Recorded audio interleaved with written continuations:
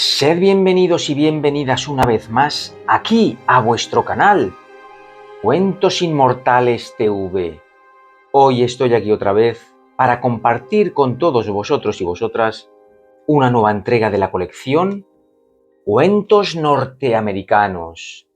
En este caso, os traigo otro cuento del escritor norteamericano John Cheever. Bueno, que sepáis que el último cuento que subí es un cuento de John Cheever titulado Monstruosa Radio, que os lo dejaré ahí en los enlaces.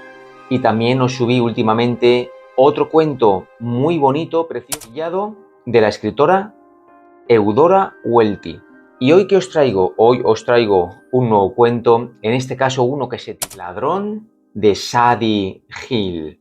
¿Y de qué va este cuento? Bueno, este relato nos narra la historia de Johnny Hake, pues aparentemente un hombre exitoso, un hombre pues currante norteamericano, y que debido a un poco por problemas financieros, un poco por aburrimiento, un poco por como una pequeña crisis existencial de los 40 que tiene, pues se dedica a robar en casa de sus vecinos. Y hasta ahí puedo deciros.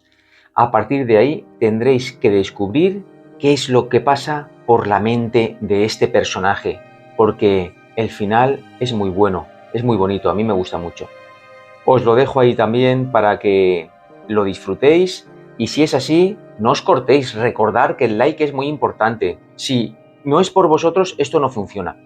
Yo pongo de mi parte, yo subo los cuentos porque me encanta leer, me encanta narrar y os lo dejo. Me encanta seleccionar también, que no es fácil, tarea fácil seleccionar los cuentos, leerme unos, desechar unos, aceptar otros, pues eso, invertir en libros. Os lo dejo ahí y vosotros también tenéis que dar el paso de dar el like, por favor, o compartir. Es fundamental. Bueno, os dejaré también enlaces ahí, como siempre, en la descripción del vídeo y en las tarjetas del vídeo y espero que sea de vuestro agrado. Gracias por estar ahí, gracias por escucharme, gracias por comentar, decir algo, lo que sea. Y como siempre digo, más dilación. Comencemos.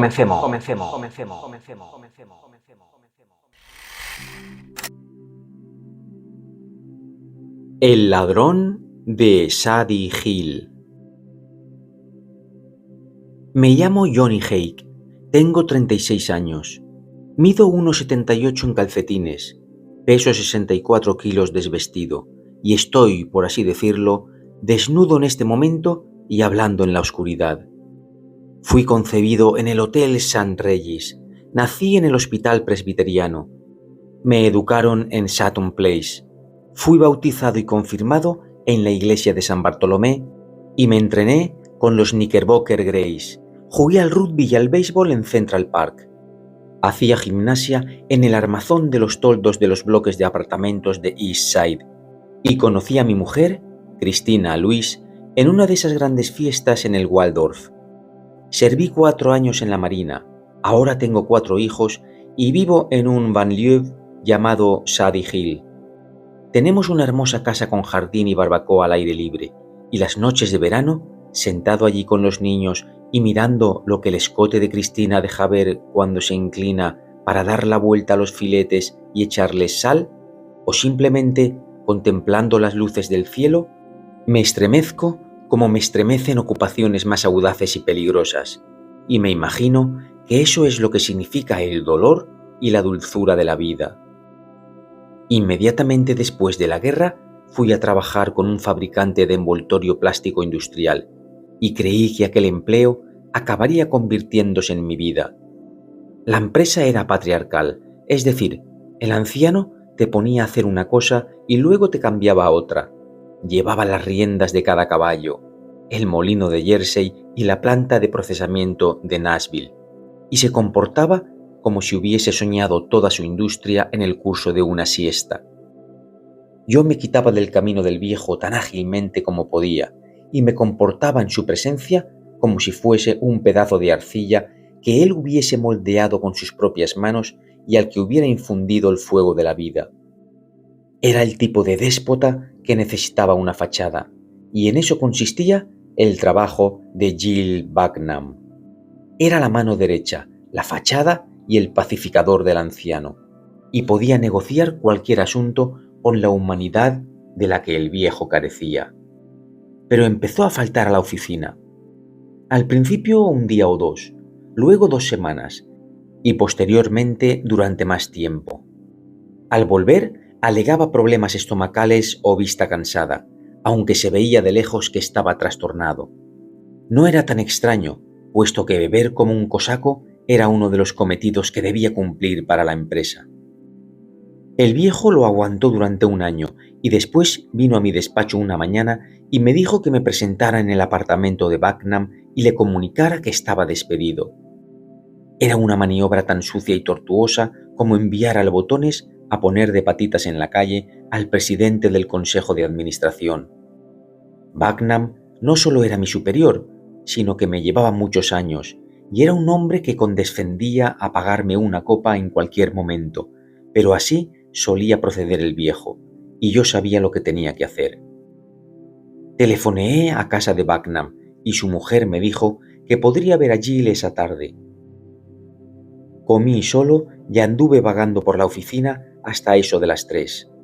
A esa hora salí y me dirigí caminando desde nuestra sede, en el centro de la ciudad, hasta el apartamento de Bucknam, en una de las calles 60 del East Side. Era a principios del otoño. Se estaban celebrando las series mundiales de béisbol y una tormenta se cernía sobre la ciudad. Alcancé a oír el estruendo de artillería en las nubes y a olisquear la lluvia cuando llegué al domicilio de Bucknam. Su mujer me hizo pasar, y todas las penalidades del pasado año parecían pintadas en su cara, apresuradamente escondidas por una densa capa de maquillaje. No he visto nunca unos ojos tan apagados. Llevaba uno de esos vestidos anticuados con grandes flores estampadas que se usaban en las fiestas al aire libre. Tenían 3 hijos en la universidad, un yate con un marinero a sueldo y muchos otros gastos. Jill estaba en la cama y la señora Bucknam me llevó al dormitorio. La tormenta estaba ahora a punto de estallar, y todo estaba bañado por una grata semioscuridad tan semejante al alba que más que transmitirnos uno a otro malas noticias, parecía que estábamos durmiendo y soñando.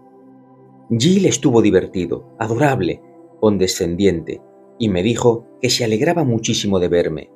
Había comprado un montón de regalos para mis hijos en su último crucero a las Bermudas y se había olvidado de enviármelos. ¿Podrías traer esas cosas, cariño?, preguntó. ¿Te acuerdas de dónde las pusimos?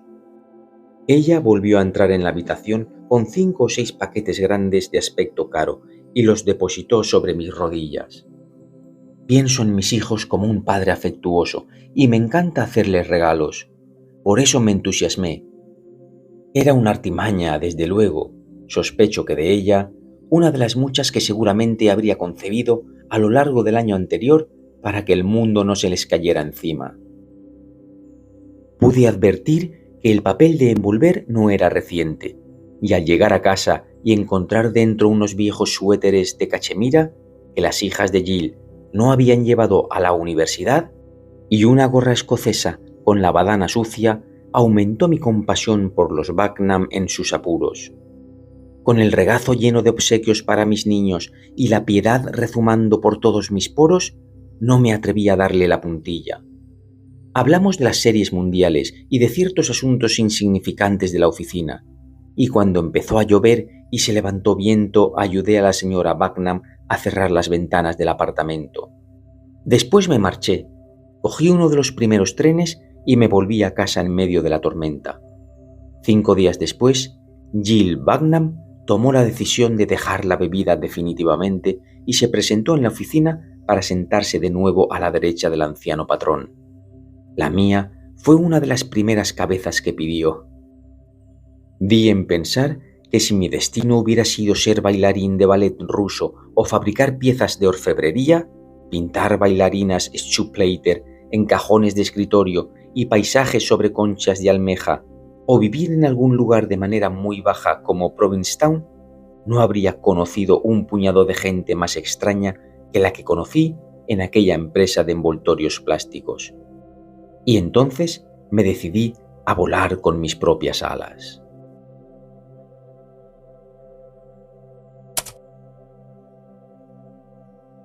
Mi madre me enseñó a no hablar nunca de dinero cuando el dinero sobra, y por mi parte he sido siempre muy reacio a hablar de él cuando escasea, de modo que apenas puedo referir lo que ocurrió durante los 6 meses que siguieron. Alquilé un local para oficina, un cubículo con espacio para un escritor y un teléfono, y envié cartas, pero rara vez me contestaban. Y habría dado lo mismo que el teléfono hubiese estado desconectado, y cuando llegó el momento de pedir dinero prestado, no encontré un lugar donde acudir. Mi madre odia a Cristina, y de todas formas no creo que tenga mucho dinero, porque nunca me compró un abrigo o un bocadillo de queso cuando yo era pequeño sin recordarme que el obsequio procedía de su economía.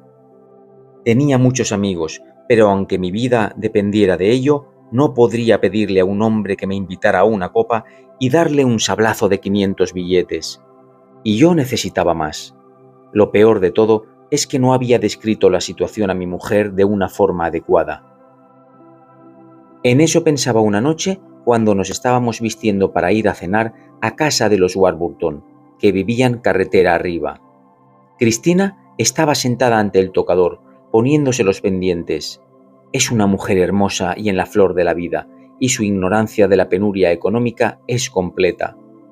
Posee un grácil cuello, sus senos relucían al alzarse bajo la tela de su vestido, y al observar el deleite saludable y honesto que extraía de la contemplación de su propia imagen, no me atreví a decirle que estábamos arruinados. Ella había endulzado gran parte de mi vida, y al contemplarla renacían en mi interior los manantiales de una clara energía que transformaba en vívidos y alegres la habitación, los cuadros de la pared y la luna que alcanzaba a ver por la ventana. La noticia la haría llorar, estropearía su maquillaje y aguaría la fiesta que los Warburton daban para ella, y dormiría en la habitación de huéspedes. Parecía haber tanta verdad en su belleza y en el poder que ella ejercía sobre mis sentidos como en el hecho de que nuestra cuenta bancaria arrojase un saldo negativo. Los Warburton son ricos, pero no alternan. Incluso es posible que les traiga sin cuidado. Ella es como un ratoncillo avejentado, y él la clase de hombre que a uno no le hubiera gustado tener como compañero de escuela. Es una mala persona, tiene la voz áspera y una idea fija, la lascivia. Los Warburton siempre están gastando, y por eso hay que hablar de dinero con ellos. El suelo de su vestíbulo es de mármol blanco y negro procedente del antiguo Ritz. Su casita de Sea Island está siendo habilitada para el invierno. Van en avión a Davos para pasar allí 10 días. Piensan comprar un par de caballos de monta y están construyendo una nueva ala para su casa. Esa noche llegamos con retraso. Los Meserve y los Cherny ya estaban allí, pero Karl Warburton aún no había llegado y Sheila estaba preocupada. «Karl tiene que atravesar un barrio horrible para ir a la estación», dijo, «y lleva encima miles de dólares. Tengo tanto miedo de que lo atraquen». Karl llegó por fin a casa, contó un chiste verde a la variada concurrencia y nos sentamos a cenar. Era de esas fiestas en las que todos los presentes se han dado una ducha y puesto sus mejores galas, y en la que algún viejo cocinero lleva desde el amanecer pelando champiñones o extrayendo la carne de la concha de los cangrejos. Yo quería pasármelo bien, ese era mi deseo, pero mis deseos no lograron esa noche hacerme despegar los pies del suelo. Me sentía como cuando mi madre me llevaba de niño, por medio de amenazas y promesas, a una de aquellas fiestas de cumpleaños indescriptiblemente atroces. La reunión se prolongó hasta eso de las 11:30 y volvimos a casa. Me quedé un rato en el jardín acabando uno de los puros de Karl Warburton. Era la noche del jueves y mis cheques no serían devueltos hasta el martes siguiente, pero tenía que hacer algo pronto.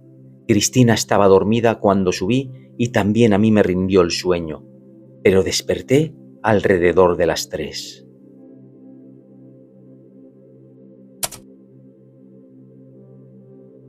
Había estado soñando con envolver pan en papel Filmex de colores. Había visto en sueños un anuncio a toda página en una revista de difusión nacional. Dé un poco de color a su panera. Rebanadas de pan cubrían la página con colores de tonos parecidos a los de las joyas. Pan turquesa, pan rubí, pan de color esmeralda. La idea me pareció buena en sueños. Me había animado y verme sumido en la oscuridad del dormitorio fue como si me echaran un jarro de agua fría. Repentinamente entristecido, me puse a pensar en todos los cabos sueltos de mi vida, y así llegué a evocar a mi madre, anciana ya, que vive sola en un hotel de Cleveland. La vi vistiéndose para bajar a cenar en el comedor del hotel. Inspiraba piedad imaginarla así, solitaria y entre extraños.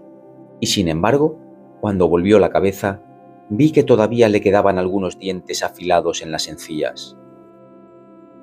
Me envió a la universidad, lo dispuso todo para que mis vacaciones transcurrieran en agradables entornos y espoleó mis ambiciones, las mismas que conservo, pero se opuso tenazmente a mi matrimonio, y desde entonces nuestra relación ha sido tirante. A menudo la he invitado a que venga a vivir con nosotros, pero siempre se niega y siempre con resentimiento.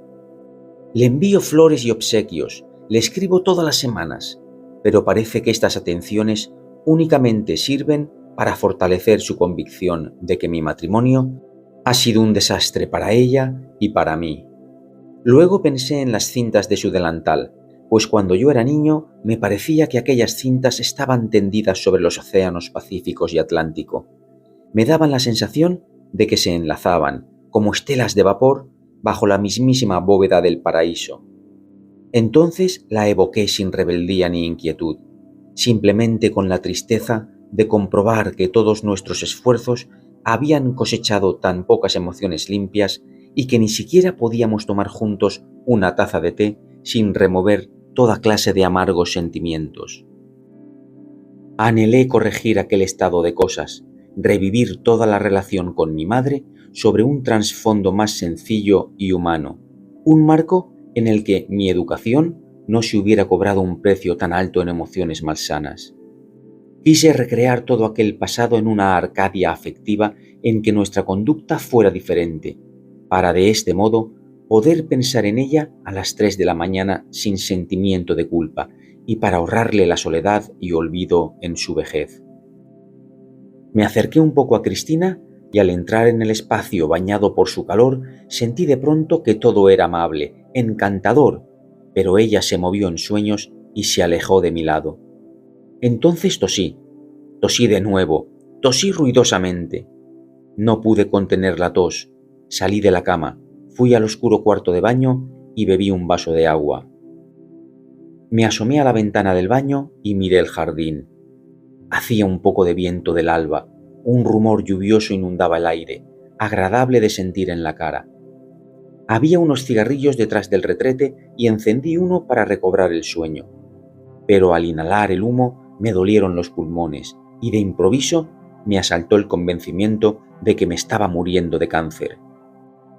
Había experimentado todo tipo de disparatadas melancolías, nostalgias de países donde jamás había estado, anhelos de ser lo que no podía ser. Pero aquellas fantasías resultaban triviales comparadas con la premonición de mi muerte. Tiré el cigarro al retrete, ¡pin!, y enderecé la espalda, pero el dolor en el pecho no hizo sino aumentar, y me persuadí de que el deterioro ya se había iniciado. Mis amigos pensarían en mí cariñosamente, sin duda, y seguramente Cristina y los niños me recordarían con amor. Pero luego volví a pensar en el dinero, los Warburton y los cheques sin fondos acercándose a la cámara de compensación, y me pareció que el dinero prevalecía sobre el amor. Había codiciado a algunas mujeres, sucumbido a la envidia, de hecho, pero me dio la sensación de que nunca había ambicionado a nadie del modo como esa noche anhelaba dinero. Fui al armario de nuestro dormitorio y me puse unos viejos zapatos azules de lona, un par de pantalones y un jersey oscuro. Luego bajé y salí de casa. La luna brillaba en el cielo y no había muchas estrellas, pero el aire por encima de los árboles y los setos rezumaba una luz tenue. Rodeé el jardín de los Trimholms, hollando la hierba sigilosamente, y llegué por el césped a la casa de los Warburton. Aceché los ruidos procedentes de las ventanas abiertas y solo oí el tic-tac de un reloj. Subí los peldaños de la escalinata delantera, abrí la puerta de tela metálica y crucé el piso de mármol del antiguo Ritz. Bajo la débil luz nocturna que entraba por las ventanas, la casa parecía una concha, un nautilo modelado para hospedarse a sí mismo. Oí el ruidito producido por la chapa del collar de un perro y el viejo cocker de Sheila vino trotando por el vestíbulo. Lo acaricié detrás de las orejas y el animal volvió al sitio donde tenía su cama, gruñó y se quedó dormido. Conocía la casa de los Warburton tan bien como la mía. La escalera estaba alfombrada, pero primero asenté el pie sobre uno de los peldaños para ver si crujía. Luego empecé a subir la escalera. Las puertas de todos los dormitorios estaban abiertas, y en el de Carl y Sheila, donde a menudo había dejado mi abrigo con ocasión de grandes cócteles, capté el sonido de una respiración profunda. Me detuve en la entrada un segundo para orientarme. En la penumbra pude discernir la cama y una chaqueta y un par de pantalones colgados en el respaldo de una silla. Con rápidos movimientos entré en el cuarto, saqué un abultado billetero del bolsillo interior de la chaqueta y emprendí el camino de vuelta hacia el pasillo. Mi violenta emoción tal vez me volvió torpe, porque Sheila se despertó. Oí que decía: «¿Has oído ese ruido, cariño?» «El viento», murmuró él entre dientes, y se restableció el silencio. Me hallaba ya a salvo en el pasillo, a salvo de todo excepto de mí mismo. Parecía atenazado por un ataque de nervios. Me había quedado sin saliva, mi corazón parecía haber detenido su bombeo, y fuera cual fuese la fuerza que mantenía mis piernas derechas, me había abandonado. Únicamente logré avanzar apoyándome en la pared. Me aferré a la barandilla al bajar la escalera y salí de allí tambaleándome.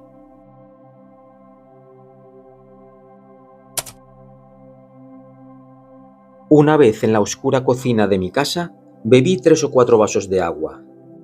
Debí de permanecer en el fregadero una media hora o quizá más antes de que se me ocurriera registrar el billetero de Carl. Bajé al sótano y cerré la puerta antes de encender la luz. Había poco más de $900. Apagué la luz y regresé a la oscuridad de la cocina. Oh, jamás sospeché que un hombre pudiera ser tan desdichado, ni que la mente pudiera abrir tantos compartimentos y anegarlos de remordimiento. ¿Dónde quedaban los riachuelos de truchas de mi juventud y otros inocentes placeres? El olor a cuero quemado de las aguas sonoras y la penetrante fragancia de los bosques tras una lluvia torrencial. O, al rayar el alba, las brisas estivales olorosas al aliento herbáceo de las vacas lecheras. La cabeza puede darte vueltas, y todos los arroyos pletóricos de truchas, o así lo imaginaba en la oscura cocina, nuestro tesoro sumergido. Lloré. Shady Hills es, como digo, un banlieue, blanco de críticas de los planificadores urbanos, aventureros y poetas líricos. Pero si uno trabaja en la ciudad y tiene hijos que criar, no concibo un lugar mejor. Es cierto que mis vecinos son ricos y que en este caso la riqueza significa ocio, pero emplean su tiempo sabiamente. Viajan por el mundo y oyen buena música, y ante un surtido de libros en un aeropuerto, elegirán Tucídides y en ocasiones Santo Tomás de Aquino. Instados a construir refugios antiaéreos, plantan árboles y rosas, y sus jardines son espléndidos, radiantes. Si a la mañana siguiente hubiese contemplado desde la ventana de mi cuarto de baño la maloliente ruina de una gran ciudad, posiblemente no habría sido tan violento mi sobresalto como lo fue al recordar lo que había hecho la noche anterior. Los fundamentos morales se habían retirado de mi mundo sin alterar un ápice la luz del sol. Me vestí furtivamente. ¿Qué hijo de la oscuridad desea oír las alegres voces de su familia? Y cogí uno de los primeros trenes. Mi traje de gabardina Pretendía reflejar limpieza y honradez, pero yo era una desdichada criatura de pasos descarriados por el rumor del viento. Leí el periódico. En el Bronx habían robado una nómina por valor de $30,000. Una rica mujer de White Plains había vuelto a casa de una fiesta y se había encontrado con que sus pieles y sus joyas habían desaparecido. Se habían apoderado de $60,000 en medicinas de un almacén de Brooklyn. Me sentí mejor al comprobar lo corriente que era mi delito, pero solamente un poco, y no por mucho tiempo. Luego hice frente una vez más a la conciencia de que yo era un vulgar ladrón y un impostor, y que había hecho algo tan censurable que violaba los principios de cualquier religión conocida. Había robado, y lo que es peor, había allanado la morada de un amigo y pisoteado todas las leyes no escritas que aseguran la supervivencia de una comunidad. Mi conciencia me picoteó tanto el ánimo como el duro pico de un ave carnívora que mi ojo izquierdo se contrajo repentinamente y una vez más me sentí al borde de un colapso nervioso. El tren llegó a la ciudad y yo fui al banco. Al salir casi me atropella un taxi. No temí por mis huesos, pero sí por la posibilidad de que encontrasen en mi bolsillo el billetero de Carl Warburton. Cuando creí que nadie me miraba, limpié la cartera con mis pantalones, por las huellas digitales, y la dejé caer en un cubo de basura. Pensando que un café me sentaría bien, entré en un restaurante y me senté a una mesa en compañía de un desconocido. No habían retirado los manteles de papel ni los vasos de agua medio vacíos, y en el lugar que ocupaba el extraño había una propina de 35 centavos que había dejado un cliente anterior. Consulté el menú, pero por el rabillo del ojo observé que el desconocido se embolsaba los 35 centavos. ¡Vaya granuja! Me levanté y salí del restaurante. Llegué a mi cubículo, colgué el sombrero y el abrigo, me senté ante el escritorio, estiré los puños, suspiré y alcé la mirada como si estuviera a punto de empezar una jornada llena de desafíos y decisiones. No había encendido la luz. Al cabo de un rato, ocuparon la oficina de al lado y oí a mi vecino aclararse la garganta, toser, raspar una cerilla y disponerse a atacar los asuntos del día.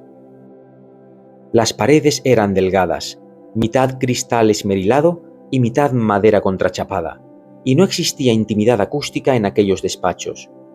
Busqué en mi bolsillo un cigarro con tanta cautela como lo que había desplegado en casa de los Warburton, y aguardé a que un camión que pasaba por la calle hiciese ruido para ahogar el chasquido de mi cerilla.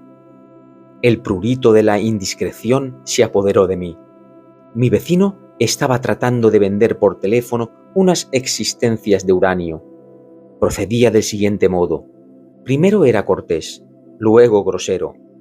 ¿Qué le pasa a fulano? ¿No quiere ganar un dinerillo?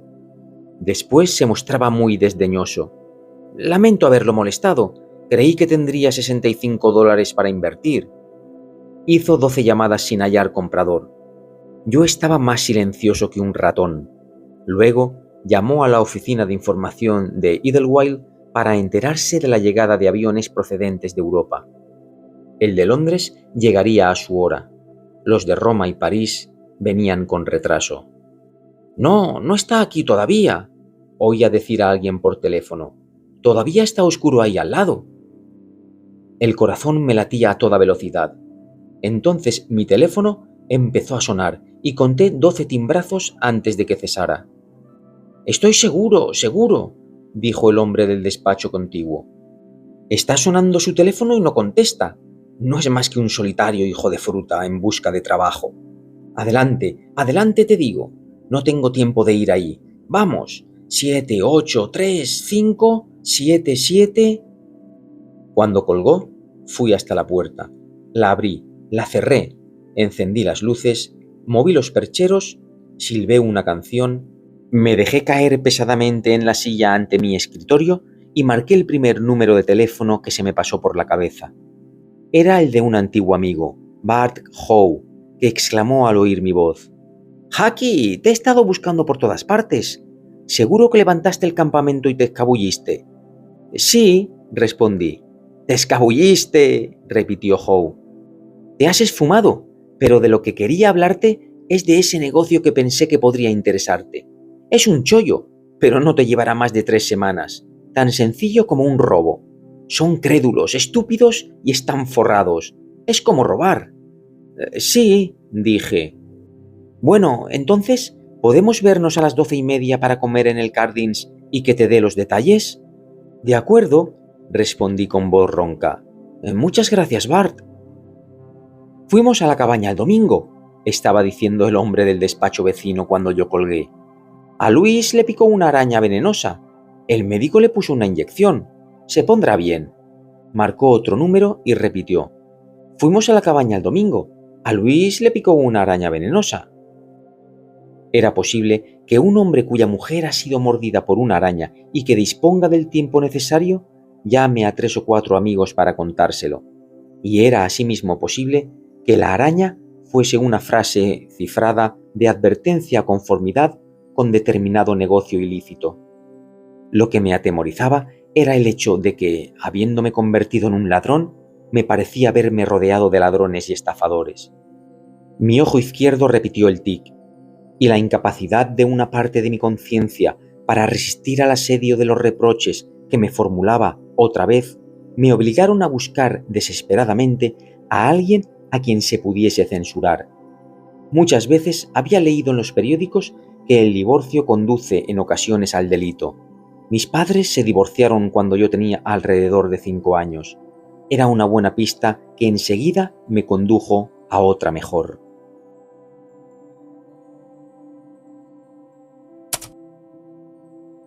Mi padre se fue a vivir a Francia después del divorcio y no lo vi durante 10 años. Luego escribió a mamá pidiéndole permiso para verme y ella preparó el encuentro diciéndome lo borracho, cruel y obsceno que era el viejo. Transcurría el verano y estábamos en Nantucket, y yo cogí solo el vapor y fui a Nueva York en tren. Me reuní con mi padre en el Plaza a primera hora de la noche, aunque no tan temprano como para que no hubiese empezado ya a beber. Con el agudo y sensible olfato de un adolescente, olí su aliento a ginebra y noté que se golpeaba contra una mesa y que a veces repetía sus palabras. Pensé más tarde que aquella cita debió de ser agotadora para un hombre de su edad, 60 años. Cenamos y luego fuimos a ver The Roses of Picardy. Tan pronto como salieron las coristas, me dijo que podría acostarme con la que me apeteciese. Había resuelto todos los trámites. Incluso podría elegir a una de las bailarinas solistas. Ahora bien, si yo hubiera pensado que él había cruzado el Atlántico para prestarme aquel servicio, habría sido distinto, pero sentí que había hecho el viaje con objeto de causar un perjuicio a mi madre. Yo estaba asustado. El espectáculo se desarrollaba en uno de esos teatros anticuados que parecen sostenerse gracias a los ángeles. Ángeles de un color pardo dorado sujetaban el techo, sostenían los palcos, incluso se habría dicho que eran el soporte de un anfiteatro que daba asiento a 400 personas. Pasé mucho tiempo mirando aquellos polvorientos ángeles dorados. Si el techo del teatro hubiera caído sobre mi cabeza, habría sentido alivio. Después de la función, volvimos al hotel para lavarnos antes de reunirnos con las chicas, y el hombre se tendió en la cama durante 1 minuto y empezó a roncar. Cogí su cartera que contenía $50, dormí en la estación Grand Central y me volví temprano a Woods Hole. Así pues, todo aquel asunto se explicaba, incluso la violencia de la emoción que había experimentado en el pasillo del piso de arriba de los Warburton. Había estado reviviendo aquella escena acaecida en el Plaza. No fue culpa mía que entonces hubiera robado, ni tampoco lo fue cuando acudí a casa de mis vecinos. Fue culpa de mi padre. Entonces recordé que estaba enterrado en Fontainebleau desde hacía 15 años y ahora no sería mucho más que polvo. Fui al servicio de caballeros, me lavé las manos y la cara y me peiné hacia atrás usando mucha agua. Era hora de salir a almorzar. Pensé con inquietud en la comida que me esperaba, y al preguntarme por qué, reparé con asombro en que se debía al libre empleo que Bart Howe daba a la palabra robar. Confié en que no siguiera usándola. En cuanto esa idea revoloteó por mi mente en los servicios, la contracción de mi ojo pareció extenderse hasta la mejilla.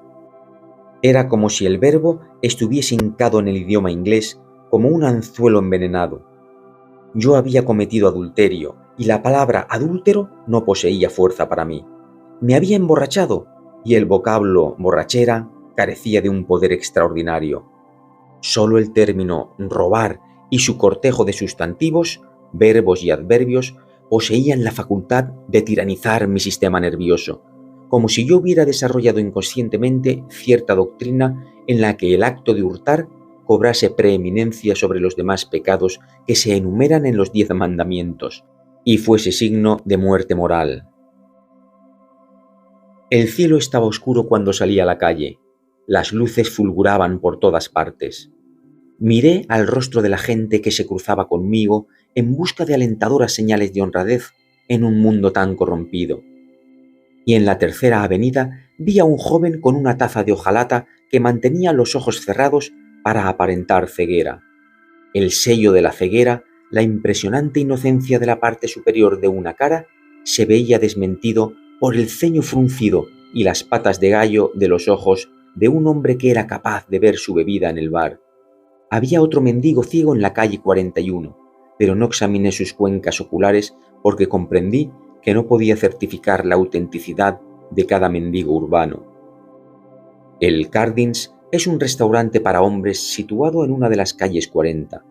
La agitación y el bullicio del vestíbulo me volvieron retraído, y la chica del guardarropía, al reparar, me imagino, en el tic de mi ojo, me dirigió una mirada hastiada. Bart estaba ya en la barra, y después de haber pedido las bebidas, hablamos directamente de negocios. «Para un asunto como este, deberíamos vernos en un callejón trasero», dijo, «pero se trata de un primo, su dinero y demás. Son 3 críos. Uno de ellos es PJ Burdett, y entre los 3 tienen 1 millón limpio para tirarlo por ahí. Está visto que alguien va a robárselo, así que lo mismo puede ser tú». Coloqué una mano sobre el lado izquierdo de mi cara para tapar el tic. Al tratar de llevarme el vaso a la boca, me derramé ginebra sobre el traje.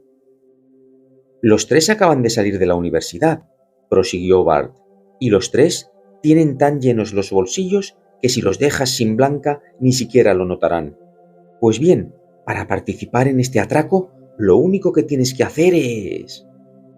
Los servicios estaban al otro extremo del restaurante, pero fui hasta allí. Llené el lavabo de agua fría y hundí en él la cabeza y la cara.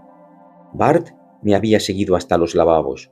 Mientras me secaba con una toalla de papel, dijo: «En serio, Jackie, no iba a decirte nada, pero ahora que te has puesto malo, por lo menos puedo decirte que tienes un aspecto pésimo. Te aseguro que me di cuenta de que algo no andaba bien nada más verte. Solo quería decirte que sea lo que sea, whisky, droga o problemas en casa, es mucho más tarde de lo que crees y quizá deberíamos hacer algo al respecto. No me guardes rencor por decirte esto». Respondí que estaba enfermo y aguardé en el retrete el tiempo suficiente para que Bart se largara. Luego recogí mi sombrero y coseché otra mirada de hastío de la chica del guardarropía. Y sentado en una silla, leí en el periódico de la tarde que unos ladrones de banco habían huido en Brooklyn con $18,000. Paseé por las calles preguntándome cómo me convertiría en carterista y ladrón de bolsos, y los arcos y las agujas de la Catedral de San Patricio solo me recordaron los cepillos de limosnas para los pobres. Cogí el acostumbrado tren a casa, contemplando por la ventanilla el apacible paisaje y el primaveral atardecer, y me pareció que los pescadores y los bañistas aislados y los vigilantes de los pasos a nivel, los que jugaban a la pelota en los solares y los amantes no avergonzados de su diversión, los propietarios de pequeñas embarcaciones y los hombres que jugaban a las cartas en los parques de bomberos, eran quienes remendaban los grandes agujeros que hacían en el mundo las personas como yo.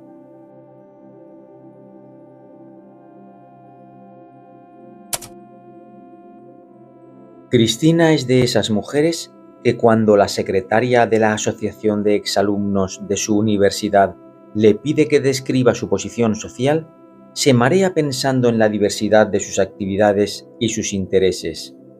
¿Y qué tiene que hacer ella en un día cualquiera, más o menos de forma habitual? Me lleva en coche al tren, manda reparar los esquís, reserva una pista de tenis, compra el vino y la comida para la cena mensual de la Société Gastronomique du Westchester Nord. Consulta alguna que otra definición en el Larousse. Asiste a un simposio de la Liga de Mujeres Votantes acerca del alcantarillado. Va a un almuerzo de gala en honor de la tía de Bobsy Neal. Arranca las malas hierbas en el jardín. Plancha el uniforme de la asistenta. Pasa a máquina 2 hojas y media de su periódico sobre las primeras novelas de Henry James. Vacía los cubos de basura. Ayuda a Tabitha a preparar la cena de los niños. Practica con Ronnie el bateo de béisbol. Se riza el pelo con horquillas. Trae una cocinera a casa. Me espera en la estación. Se baña. Se viste. Recibe a sus invitados en francés a las 7:30. Dice bonsoir a las 11. Descansa en mis brazos hasta las 12. Eureka. Cabría afirmar que es orgullosa, pero yo creo que es únicamente una mujer que se divierte en un país próspero y joven. Sin embargo, cuando vino a buscarme al tren aquella noche, me resultó difícil estar a la altura de su gran vitalidad. Aunque no me hallaba en condiciones de hacerlo, tuve la mala suerte de que tocara hacer la colecta en la comunión matutina del domingo. Respondí a las piadosas miradas de mis amigos con una sonrisa muy torva, y después me arrodillé junto a la sucia vidriera ojival que parecía hecha a base de culos de botellas de vermut y Borgoña.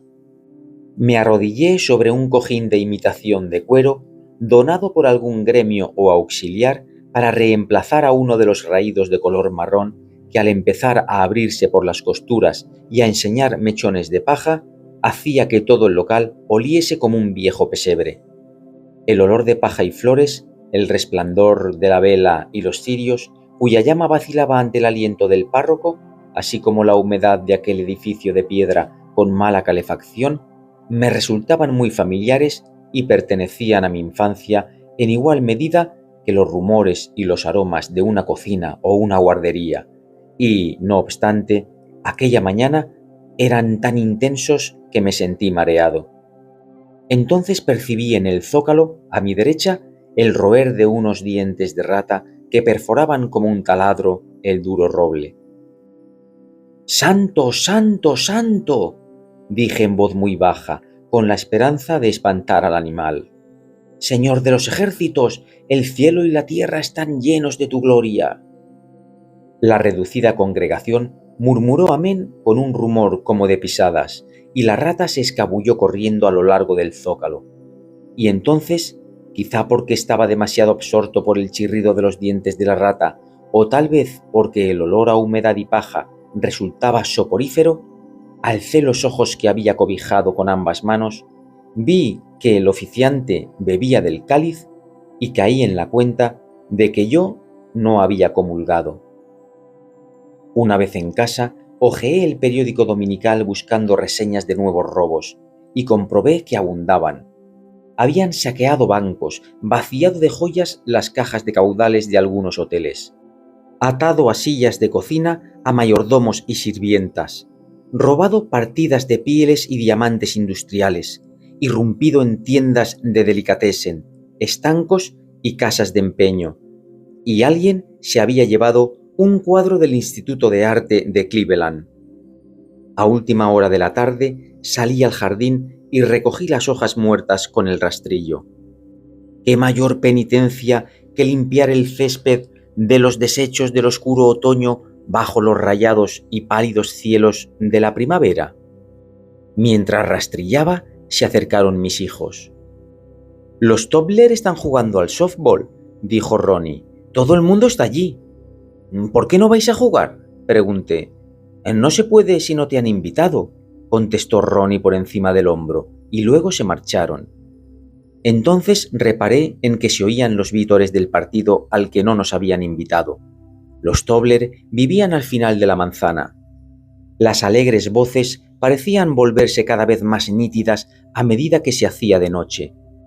Incluso pude oír el ruido del hielo chocando contra los vasos y las voces femeninas que se alzaban con débil regocijo. Me pregunté por qué no nos habrían invitado a jugar en casa de los Tobler. ¿Por qué nos habían excluido de aquellos placeres sencillos, aquella alegre reunión de las risas, las voces y los portazos que parecían brillar en la oscuridad al haberme negado a mi participación en el bullicio? ¿Por qué no me habían pedido que fuese a jugar a su casa? ¿Por qué el éxito social, la escalada en realidad, excluía a un buen tipo como yo de un partido de softball? ¿Qué clase de mundo era aquel? ¿Por qué tenían que dejarme solo recogiendo hojas muertas al atardecer? Como de hecho estaba, invadido por tanta tristeza, abandono y soledad que mi cuerpo tiritaba.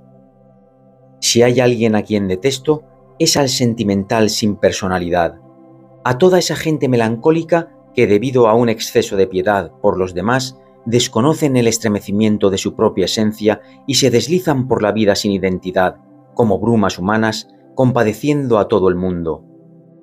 El mendigo sin piernas de Times Square, con su humilde exposición de lápices, la anciana pintarrajeada que habla sola en el metro, el exhibicionista de los urinarios públicos, el borracho tirado en la escalera del metro, toda esa gente suscita algo más que piedad.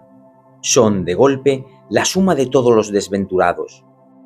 Los despojos humanos parecen pisotear sus propias almas malogradas, dejándolas al crepúsculo en un estado muy similar a la escena de un motín carcelario. Decepcionados de sí mismos, están siempre dispuestos a desilusionarse de los demás, y erigirán ciudades enteras, creaciones completas, firmamentos y principios sobre los cimientos de una decepción bañada en lágrimas. De noche, en la cama, pensarán tiernamente en el apostante que ha perdido una fortuna al extraviar el boleto ganador, en el gran novelista cuya obra magna fue quemada por error al confundirla con basura, y en Samuel Tilden, que perdió la presidencia de Estados Unidos por culpa de las trampas del colegio electoral. Y como yo detesto semejante compañía, me resultaba doblemente doloroso apiadarme de mí mismo. Y al ver un cornejo desnudo bajo la luz de las estrellas, pensé, qué triste es todo.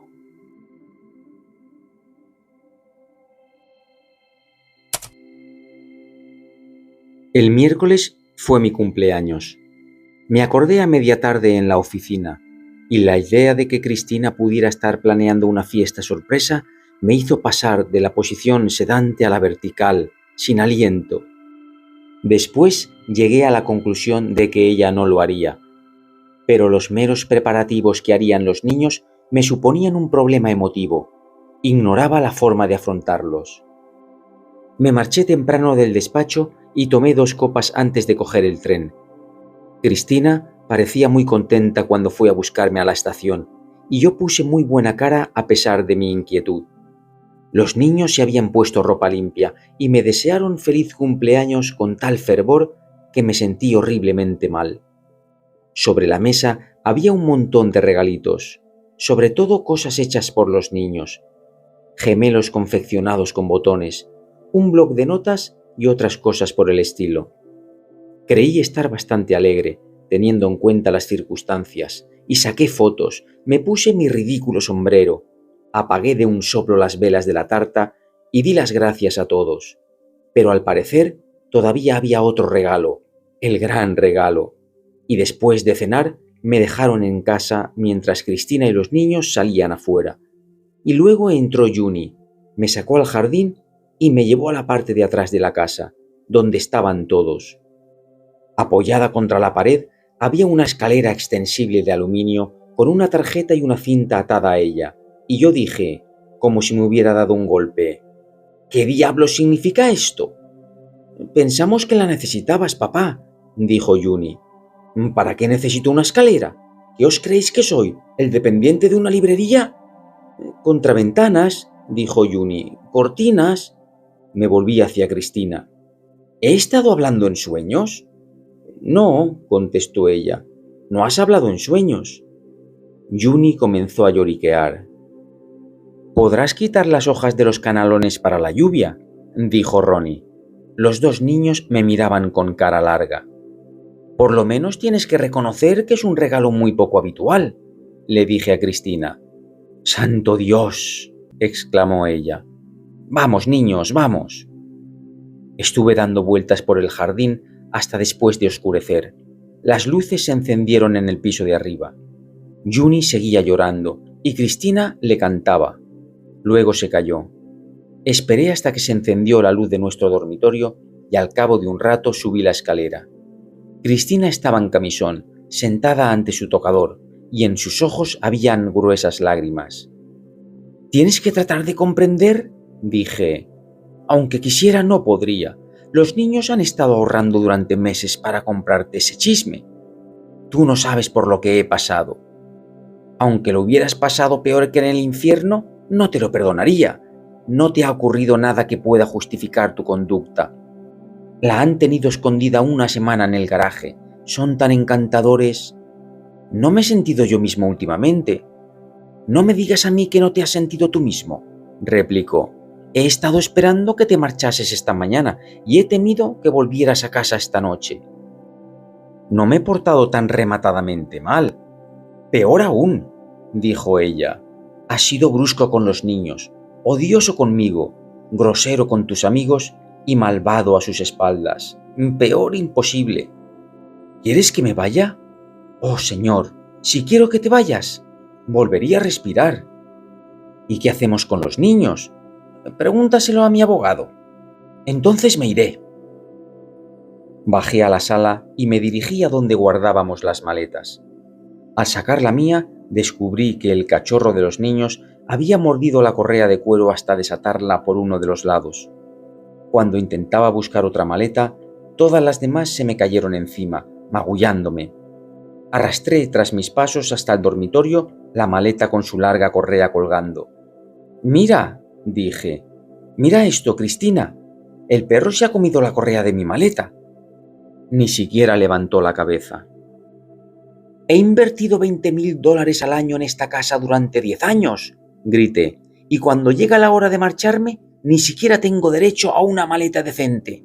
Todo el mundo tiene una, hasta el gato tiene una buena bolsa de viaje».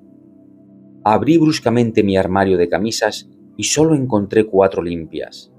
«No tengo camisas limpias ni para una semana», grité. A continuación, reuní unas cuantas cosas, me calé el sombrero y salí.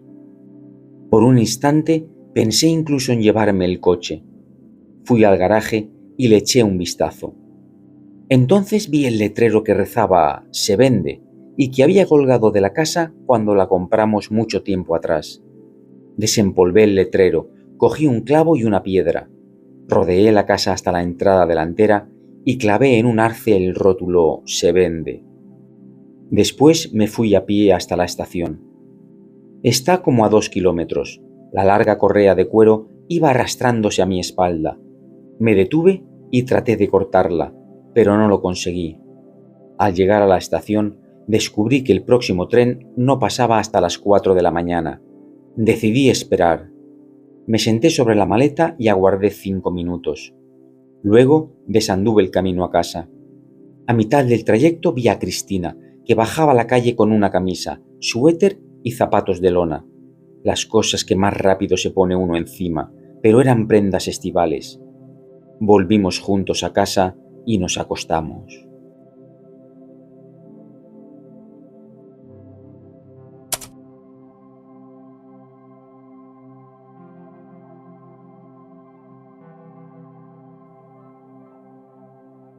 El sábado jugué al golf y aunque el partido terminó tarde, quise darme un baño en la piscina del club antes de volver a casa. En la piscina no había nadie, aparte de Tom Maitland. Es un hombre de piel morena y bien parecido. Muy rico, pero muy callado. Parece introvertido. Su esposa es la mujer más obesa de Sadie Hill y a nadie le gustan gran cosa sus hijos. Y creo que es el tipo de hombre cuyas fiestas, amistades, asuntos amorosos y negocios descansan a modo de intrincada superestructura castillo de naipes, sobre la melancolía de su primera juventud. Un soplo podría derrumbarlo todo. Casi había anochecido cuando dejé de nadar. El local del club tenía las luces encendidas y se oían los ruidos de la cena en el pórtico. Maitland estaba sentado al borde de la piscina y columpiaba los pies en el agua de color azul intenso, que olía a cloro del mar muerto.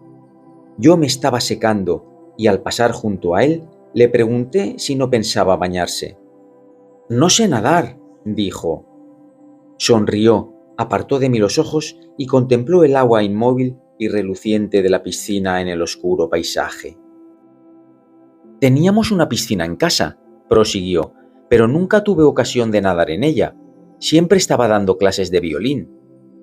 Y he aquí que aquel hombre de 45 años, millonario como mínimo, ni siquiera era capaz de flotar, y no creo que tuviese tampoco muchas oportunidades de hablar con tanta franqueza como acababa de hacerlo.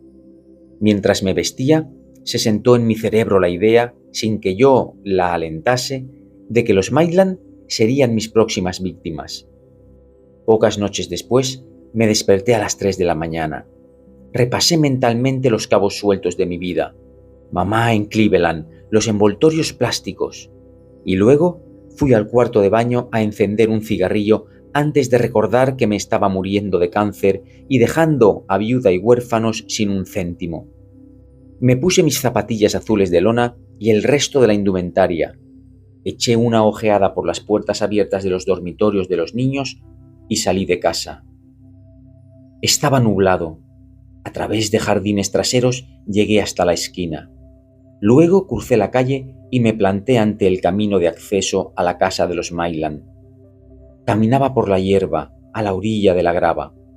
La puerta estaba abierta y entré tan excitado y temeroso como cuando estuve en la mansión de los Warburton. Bajo la luz tenue me sentía incorpóreo, un fantasma. Me guié por el olfato al subir la escalera hasta donde sabía que estaba el dormitorio, y tras percibir una respiración profunda y ver sobre una silla unos pantalones y una chaqueta, busqué el bolsillo de esta, pero no había bolsillos. No era una chaqueta de traje, era una de esas de satén brillante que usan los niños. No tenía sentido buscar una cartera en los pantalones de Tom. No la llevaría encima para segar la hierba del jardín. Salí de allí precipitadamente.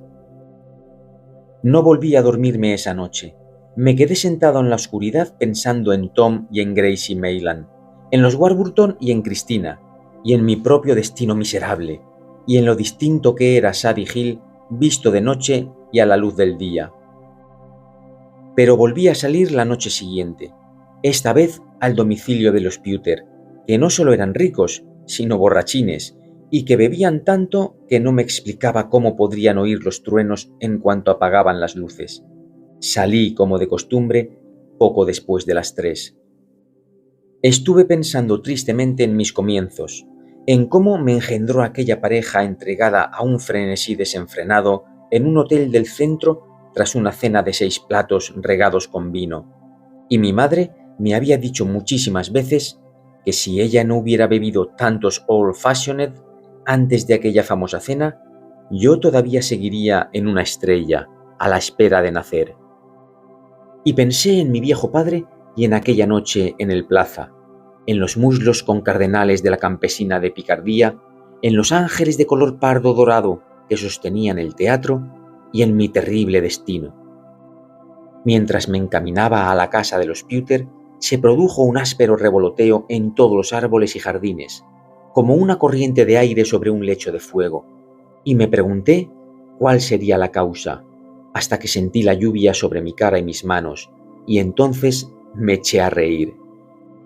Ojalá pudiera afirmar que un bondadoso león me devolvió al buen camino, o bien un niño inocente, o incluso las notas de la música distante de alguna iglesia, pero no fue más que la lluvia sobre mi cabeza, su fragancia revoloteando hasta mi olfato, la que me mostró la magnitud de mi liberación de los huesos de Fontainebleau y las artes de un ladrón.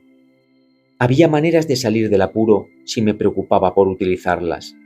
No estaba atrapado. Yo estaba aquí en la tierra porque yo lo había escogido. y me tuvo sin cuidado el modo en que me habían sido concedidos los dones de la vida, puesto que los poseía, y los poseía entonces. El vínculo entre las raíces de la hierba húmeda y el vello que crecía en mi cuerpo, el escalofrío de mi mortalidad que había conocido las noches de verano, amando a los niños y mirando dentro del escote del vestido de Cristina. Me hallaba ya delante de la casa de los Pewter, alcé la vista hacia la vivienda a oscuras y después di media vuelta y me alejé. Volví a acostarme y tuve agradables sueños. Soñé que navegaba en un barco por el Mediterráneo. Vi unos peldaños de gastado mármol que bajaban hasta el agua. Vi el agua misma, azul, salada y sucia. Planté el mástil, hicé la vela y empuñé el timón. Pero al hacerme a la mar me pregunté, ¿por qué debería parecer que solo tenía 17 años? No se puede tener todo. No es, como alguien escribió una vez, el olor del pan de maíz el que nos hace retornar de la muerte. Son las luces y las señales del amor y la amistad. Jill Bucknam me telefoneó al día siguiente. Me dijo que el viejo estaba agonizando y me preguntó si volvería a ocupar mi puesto de trabajo. Fui a verlo y me explicó que era el viejo quien había pedido mi cabeza y, por supuesto, me alegré de retornar al hogar de la fábrica. Lo que no logré entender mientras bajaba esa tarde por la Quinta Avenida fue cómo un mundo que parecía tan sombrío podía, en cosa de minutos, tornarse tan agradable. Las aceras parecían brillar y al regresar en tren a casa sonreía a aquellas necias muchachas que anunciaban fajas en las vallas del Bronx. A la mañana siguiente me pagaron un anticipo de mi sueldo y tras adoptar ciertas precauciones respecto a mis huellas digitales, metí $900 en un sobre y fui andando hasta la casa de los Warburton cuando ya se habían apagado las últimas luces del vecindario. Había estado lloviendo, pero ya había escampado. Las estrellas empezaban a mostrarse. No tenía sentido extremar la prudencia y rodeé la casa hasta la parte trasera. Encontré abierta la puerta de la cocina y dejé el sobre encima de una mesa de la oscura estancia. Cuando comenzaba a alejarme de la casa, un coche de la policía se detuvo junto a mí y un agente, a quien conozco, bajó la ventanilla y me preguntó: «¿Qué está haciendo en la calle a estas horas de la noche, señor Hake?» «Paseando al perro», contesté alegremente. No había perro por ninguna parte, pero no miraron.